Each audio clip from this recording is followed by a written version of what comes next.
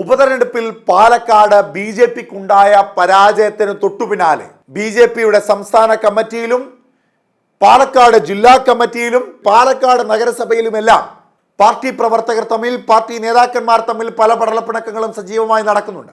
പാലക്കാട്ടെ ഉപതെരഞ്ഞെടുപ്പിൽ സി കൃഷ്ണകുമാറിന്റെ പേര് കെ സുരേന്ദ്രൻ നാമനിർദ്ദേശം ചെയ്യുന്നു. എന്നാൽ അങ്ങനെയല്ല, കുമ്മനം രാജശേഖരൻ അടക്കമുള്ള ചില നേതാക്കന്മാർ ചേർന്നുള്ള ഒരു കമ്മിറ്റിയാണ് അദ്ദേഹത്തിന്റെ പേര് നിർദ്ദേശിച്ചതെന്നാണ് ഈ വിഷയത്തിൽ കെ സുരേന്ദ്രൻ നൽകുന്ന മറുപടി. എന്നാൽ കെ സുരേന്ദ്രൻ തന്നെയാണ് നിരന്തരമായി നടക്കുന്ന തെരഞ്ഞെടുപ്പുകളിലെല്ലാം ശ്രീ കൃഷ്ണകുമാറിനെ സ്ഥാനാർത്ഥിയാക്കുന്നത് എന്ന വലിയൊരു ആരോപണം ഉന്നയിച്ചുകൊണ്ടാണ് ബി.ജെ.പിയിൽ നിന്ന് കോൺഗ്രസിലേക്ക് സന്ദീപ് വാര്യർ എത്തിയത്. സന്ദീപ് വാര്യരുടെ ആ വാദം ശരിവെക്കുന്ന തരത്തിലേക്കുള്ള പ്രശ്നങ്ങളായിരുന്നു പിന്നീട് ബി.ജെ.പിയിൽ നടന്നത്. പാലക്കാട്ടെ ബി.ജെ.പിയുടെ നിയമസഭാ സ്ഥാനാർത്ഥി ആരാകണമെന്ന ചോദ്യത്തിന് ആദ്യം തന്നെ അവിടുത്തെ പ്രാദേശിക നേതാക്കന്മാരും അണികളും ശോഭാ സുരേന്ദ്രന്റെ പേര് പറയുന്നു. ശോഭാ സുരേന്ദ്രന്റെ ഫ്ലെക്സ് വയ്ക്കുന്നു. പിന്നീട് ശോഭാ സുരേന്ദ്രന്റെ ഫ്ലെക്സ് കത്തിക്കുന്നു. പടലപ്പിണക്കങ്ങൾ അന്നു മുതൽ സജീവമാകുന്നു. സന്ദീപ് വാര്യർ ബി.ജെ.പി വിട്ട് കോൺഗ്രസിലേക്ക് വന്നതോടുകൂടി ആ പടലപ്പിണക്കങ്ങളുടെ വ്യക്തത കുറച്ചുകൂടി ആഴത്തിൽ വേരിറങ്ങിപ്പോകുന്നു. അങ്ങനെ കെ സുരേന്ദ്രൻ സി കൃഷ്ണകുമാറിനോടൊപ്പം നിൽക്കുന്നു, മറ്റു ചിലർ ശോഭാ സുരേന്ദ്രനോടൊപ്പം നിൽക്കുന്നു. അങ്ങനെ വിഭാഗീയ രാഷ്ട്രീയത്തിന്റെ പ്രധാനപ്പെട്ട മുഖങ്ങൾ തെളിഞ്ഞു വരുന്ന ഒരു രാഷ്ട്രീയ സാഹചര്യമായിരുന്നു പാലക്കാട് നിയമസഭാ തെരഞ്ഞെടുപ്പിൽ ശക്തമായി കണ്ടത്. അവിടെ ഇപ്പോൾ കെ സുരേന്ദ്രനെ സംസ്ഥാന പദവിയിൽ നിന്ന് മാറ്റണമെന്ന ആവശ്യം ശക്തമായി ഉയരുമ്പോൾ കേന്ദ്ര നേതൃത്വം ആവശ്യപ്പെട്ടാൽ താൻ മാറാൻ സന്നദ്ധനാണ് എന്നാണ് കെ സുരേന്ദ്രൻ അറിയിച്ചത്. എന്നാൽ സന്ദീപ് വാര്യർ അതിന് തൊട്ടു പിന്നാലെ ഫേസ്ബുക്കിൽ കുറിക്കുന്നു, മാറാൻ സന്നദ്ധത അറിയിക്കുകയല്ല ചെയ്യേണ്ടത്, മാറുകയാണ് എന്ന്. ബി.ജെ.പി വിട്ട് കോൺഗ്രസിലേക്ക് പോയവരുടെ വാക്കുകൾ ബി.ജെ.പിയിൽ എടുക്കുന്ന തീരുമാനങ്ങളിൽ പ്രസക്തിയുള്ളതല്ല എന്ന മറുപടിയായിരുന്നു അതിന് ബി.ജെ.പി നൽകിയത്. അതിന് തൊട്ടു പിന്നാലെ പാലക്കാട് നഗരസഭയിൽ വലിയ പ്രശ്നങ്ങൾ ഉണ്ടാകുന്നു. നേതൃനിരയുടെ പ്രശ്നമാണ് പാലക്കാട്ടെ പരാജയത്തിന്റെ കാരണമെന്ന് പറയുന്നു. സംസ്ഥാന അധ്യക്ഷൻ രാജിവെക്കണമെന്ന ആവശ്യം പ്രാദേശിക തലത്തിലും സംസ്ഥാന തലത്തിലും രൂക്ഷമായി വരുന്നു.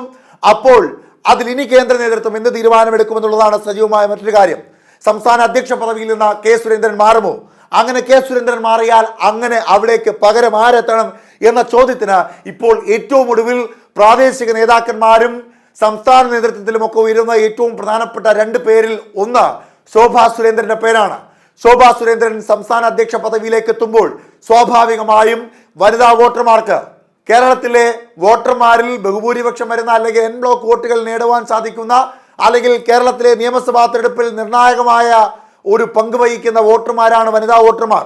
ആ വനിതാ വോട്ടർമാരെ സ്വാധീനിക്കുവാൻ കഴിയുന്ന, ഇതുവരെ പാർട്ടി അധ്യക്ഷ പദവികളിലേക്ക് എത്തിയ സ്ത്രീകളിൽ ഏറ്റവും പ്രധാന മുഖമായി ബി.ജെ.പിക്ക് നിലവിലത്തെ രാഷ്ട്രീയ സാഹചര്യത്തിൽ ഒരു വനിതയെ സംസ്ഥാന അധ്യക്ഷ പദവിയിലേക്ക് കൊണ്ടുവന്നിരിക്കുന്നു എന്ന ശ്രദ്ധേയമായ രാഷ്ട്രീയ നീക്കം മുൻപോട്ട് വയ്ക്കുമ്പോൾ സ്വാഭാവികമായും സംസ്ഥാനത്തെ വനിതാ വോട്ടർമാർക്കിടയിൽ അത് സ്വാധീനമുണ്ടാക്കുവാൻ സാധിക്കും. ആ സ്വാധീനം തന്നെയാണ് വനിതാ വോട്ടർമാർക്കിടയിൽ ശോഭാ സുരേന്ദ്രനുള്ള സ്വാധീനം തന്നെയാണ്.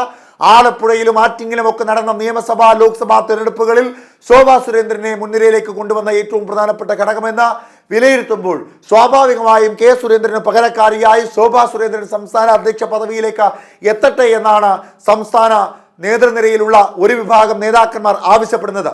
അതിനോടൊപ്പം തന്നെ കാലങ്ങളായി ബി.ജെ.പിയുടെ മുഖമായി നിൽക്കുന്ന, എന്നാൽ ഇപ്പോൾ കെ സുരേന്ദ്രന്റെ സംസ്ഥാന അധ്യക്ഷ പദവിയിൽ വലിയ എതിർപ്പുള്ള, കെ സുരേന്ദ്രനുമായി അകന്നു നിൽക്കുന്ന, കൊച്ചിയിലെ നേതൃയോഗത്തിൽ പോലും പങ്കെടുക്കാതെ വളരെ ശക്തമായി തന്റെ എതിർപ്പ് പ്രകടിപ്പിച്ച എം.ടി. രമേശിനെയും സംസ്ഥാന അധ്യക്ഷ പദവിയിലേക്ക് കൊണ്ടുവരണമെന്ന ആവശ്യം ശക്തമായി ഉയരുന്നുണ്ട്. വി മുരളീധരൻ അടക്കമുള്ള മുൻകാല സംസ്ഥാന അധ്യക്ഷന്മാരൊക്കെ വരുന്ന സമയത്ത് ആ പദവിയിലേക്ക് കാര്യമായ രീതിയിൽ പരിഗണിച്ച ഏറ്റവും പ്രധാനപ്പെട്ട നേതാവാണ് എം.ടി. രമേശ്. കേരളത്തിൽ ഇപ്പോൾ ബി.ജെ.പി ശക്തമായ രീതിയിൽ മുന്നേറുന്നതിലെ ഏറ്റവും പ്രധാനപ്പെട്ട പങ്ക് വഹിക്കുന്ന RSSുമായി അടുത്ത ബന്ധം പുലർത്തുന്ന നേതാവാണ് എം.ടി. രമേശ്. കാലങ്ങളായി നിയമസഭാ ലോക്സഭാ തെരഞ്ഞെടുപ്പുകളിൽ മത്സരിച്ച ബി.ജെ.പിക്ക് വോട്ട് വർധന ഉണ്ടാക്കി കൊടുക്കുന്ന, പ്രാദേശിക തലത്തിൽ സംസ്ഥാന തലത്തിലുമൊക്കെ നേതാക്കന്മാരുമായി അണികളുമായി ഒക്കെ വലിയ ആത്മബന്ധം പുലർത്തുന്ന എം.ടി. രമേശ് കെ സുരേന്ദ്രന് പകരക്കാരനായി സംസ്ഥാന അധ്യക്ഷ പദവിയിലേക്ക് എത്തിയാൽ അതും വലിയ ഗുണമാണെന്ന് ഉന്നയിക്കുന്നവരുണ്ട് ബി.ജെ.പിക്കുള്ളിൽ. സ്വാഭാവികമായും 2020 തൊട്ട് 2024 അവസാനം ഇപ്പോൾ 5 വർഷം അടുക്കുവാൻ പോകുന്ന സാഹചര്യത്തിൽ കെ സുരേന്ദ്രൻ സംസ്ഥാന അധ്യക്ഷ പദവിയിൽ നിന്ന് മാറേണ്ട സാഹചര്യം ആ കാലയളവും വ്യക്തമാക്കുമ്പോൾ സ്വാഭാവികമായും നിലവിലുള്ള ഉപതെരഞ്ഞെടുപ്പിലെ പരാജയം കൂടി പരിഗണിക്കുമ്പോൾ ആ പരാജയവും കാലയളവ് അവസാനിക്കുന്ന സാഹചര്യവും ഒക്കെ കണക്കിലെടുത്തുകൊണ്ട് നിലവിലത്തെ രാഷ്ട്രീയ സാഹചര്യത്തിൽ കൂടുതൽ നേതാക്കന്മാരും അണികളും BJP വിട്ട് കോൺഗ്രസിലേക്ക് പോകാതിരിക്കണമെങ്കിൽ കേന്ദ്ര നേതൃത്വം ഈ വിഷയത്തിൽ ശക്തമായി ഇടപെട്ടുകൊണ്ട് കെ സുരേന്ദ്രനെ മാറ്റി ശോഭാ സുരേന്ദ്രനെയോ അല്ലെങ്കിൽ MD രമേശിനെയോ അല്ലെങ്കിൽ മറ്റേതെങ്കിലും പ്രധാനപ്പെട്ട നേതാക്കന്മാർ അതല്ലെങ്കിൽ V മുരളീധരനോ അങ്ങനെ ആരെങ്കിലും ഒക്കെ ഏറ്റവും പ്രധാനപ്പെട്ട ഒരു പുതുമുഖത്തെ കൂടി സംസ്ഥാന അധ്യക്ഷ പദവിയിലേക്ക് കൊണ്ടുവരണമെന്ന ആവശ്യം ശക്തമാകുമ്പോൾ സുരേന്ദ്രന്റെ സ്ഥാനം തെറിക്കുമോ എന്ന ചോദ്യമാണ് ഇപ്പോൾ പ്രസക്തമായി നിൽക്കുന്നത്. എന്തായാലും പരിഗണനയിൽ ഇപ്പോൾ ഏറ്റവും പ്രാധാന്യത്തോടു കൂടി നിൽക്കുന്നത് ഈ രണ്ട് പേരുകളാണ്. ഒന്ന് ശോഭാ സുരേന്ദ്രൻ, മറ്റൊന്ന് MT രമേശ്. കാത്തിരുന്ന് കാണാം BJP സംസ്ഥാന അധ്യക്ഷ പദവിയിൽ ഇനി എന്തൊക്കെ മാറ്റങ്ങളാണ് ഉണ്ടാകുവാൻ പോവുക എന്ന്.